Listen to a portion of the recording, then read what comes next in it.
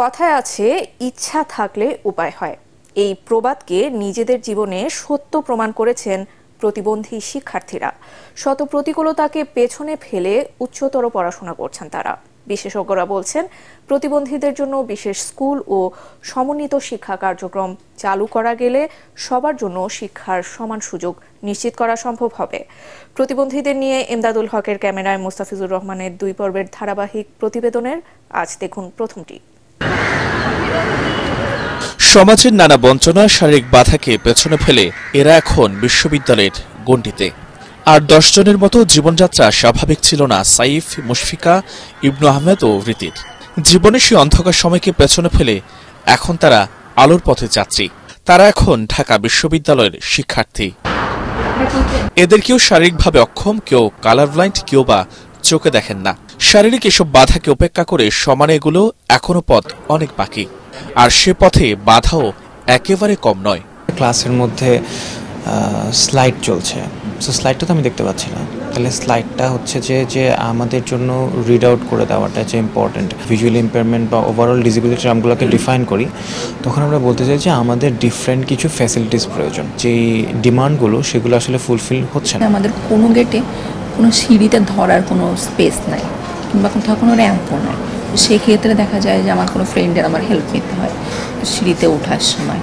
তারপরে আমাদের ক্লাস যেহেতু 5 তলায় হয়, তো এইখানে দেখা যায় কি যে মোস্ট অফ দ্য টাইম ইউনিভার্সিটিতে কারেন্ট যখন থাকে না, লিফটগুলো বন্ধ থাকে। তো সেক্ষেত্রে আসলে 5 তলায় উঠে ক্লাস করা, আবার 5 তলা থেকে নামা, এটা আসলে অনেক বড় হ্যাসেল। কোনো উইমেন উইথ ডিসেবিলিটিস তখন কিন্তু সোসাইটিতে আরও অনেক বেশি সমস্যা হয়। সোসাইটি আসলে ওইভাবে এক্সট্রা বার্ডেন ফিল করে, আর সেইখানে যদি ডিসেবিলিটিস থাকে তার জন্য আসলে লাইফটা অনেক বেশি হ্যাসেল। দেশ জুড়ে এমন অদম্য শিক্ষার্থীর সংখ্যা অসংখ্য। তাদের সবার রয়েছে সুন্দর জীবনের প্রত্যাশা। যখন পড়া শেষ হয়ে যাবে, স্কুলের পর কলেজ, কলেজের পর ইউনিভার্সিটি, তো তারপর তো আমার অ্যাকচুয়ালি কিছু করতে হবে। তো তখন যদি আমি 9 to 5 জবের কথা যখন ভাবি, তো তখন মানে চিন্তা আসে যে অ্যাকচুয়ালি ওই জায়গাটাকে আমি রিচ করতে পারবো বা ওখানে আমি সাস্টেন করতে পারবো কিনা। ড্রিম ছিল যে আমি মানে এন্টারপ্রেনারশিপে মানে ঢুকি। আমি এই জিনিসটা জানি, অ্যান্ড আমি যদি আরও এটাকে ডেভেলপ করতে পারি, আমি হয়তো এটা ভালো করতে পারবো। আমাদের ফ্যাকাল্টি বিল্ডিং কোনো হুইল চেয়ার নিয়ে ওঠার মতো কোনো র্যাম্প নেই। এই জিনিসটা দেখে মনে হয় যখন ডেভেলপমেন্টাল প্রজেক্টগুলো হাতে নেওয়া হয়, পলিসিগুলো ইমপ্লিমেন্ট করা হয়, তখন আমাদের বিষয়টা কখনোই ওনাদের মাথায় আসে না বা আমরা গুরুত্ব পাই না। আমি ডেভেলপমেন্ট সেক্টরে কাজ করতে চাচ্ছি আর কি, স্পেশালি এই ডিসেবিলিটি নিয়ে, প্রতিবন্ধকতা নিয়ে কিভাবে চ্যালেঞ্জগুলো জয় করা যায়, ওভারকাম করা যায়।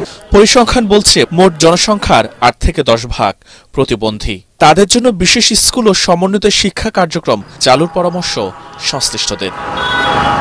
আমরা বলার চেষ্টা করছি যে এখন যে পিটিআই আছে, কিংবা বিএড আছে, কিংবা এমএড আছে, এই বিশেষ কোর্সগুলোতে প্রতিবন্ধী শিক্ষাকে অন্তর্ভুক্ত করা দরকার। আমরা অনুকূল পরিবেশ তৈরি করতে পারি, তাহলে প্রতিবন্ধী শিশুদের জন্য 99% শিক্ষা ব্যবস্থা দেওয়া সম্ভব। সরকার যদি এগিয়ে আসে, সমাজ যদি এগিয়ে আসে, পরিবার যদি সচেতন হয়, তাহলে 100% শিশুকে শিক্ষার সাথে সম্পৃক্ত করা সম্ভব। মানুষের মাঝে প্রতিবন্ধীদের জন্য ইতিবাচক ধারণা গড়ে তোলা ও সচেতনতা সৃষ্টি জরুরি বলে মনে করছেন বিশেষজ্ঞরা। সমাজের অন্য 10টা মানুষের মতো স্বাভাবিক না হয়, চলতে ফিরতে বাধার সম্মুখীন হতে হয় এদের। তবে সব বাধা বিপত্তি পেরিয়ে আকাশসম স্বপ্ন নিয়ে এগিয়ে যেতে চায় তারা।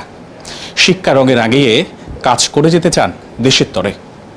মোস্তাফিজুর রহমান, এটিএন বাংলা, ঢাকা।